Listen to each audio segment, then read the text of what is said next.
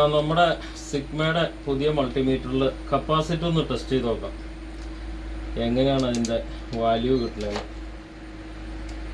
ഇത് 36 MFD ആണ്. നല്ലതാണോ എന്നറിയില്ല, എങ്കിലും നമുക്ക് നോക്കാം.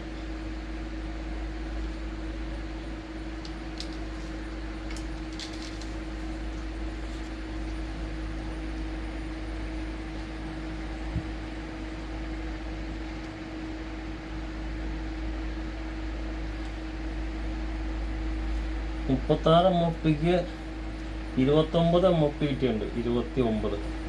അപ്പോൾ അത് ഒരുപാട് ഉപയോഗിച്ച പഴയതായിരിക്കും. ഇനി 40 ഒന്ന് നോക്കി നോക്കാം.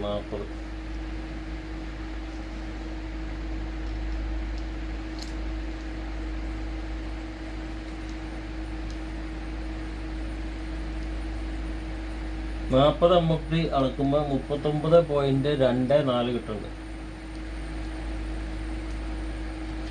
അതിൻ്റെ ബാറ്ററി ചാർജ് ഇത് 39.72.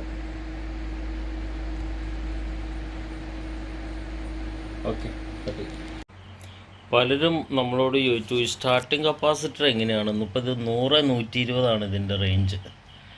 അപ്പോൾ അതിൻ്റെ ഇതിൽ കാണിക്കുന്നത് 122.23 പലരും ചോദിച്ചപ്പോൾ ഒന്ന് ടെസ്റ്റ് ചെയ്താണ്. സ്റ്റാർട്ടിങ് കപ്പാസിറ്ററും നമുക്ക് ടെസ്റ്റ് ചെയ്യാം ഇതിൽ.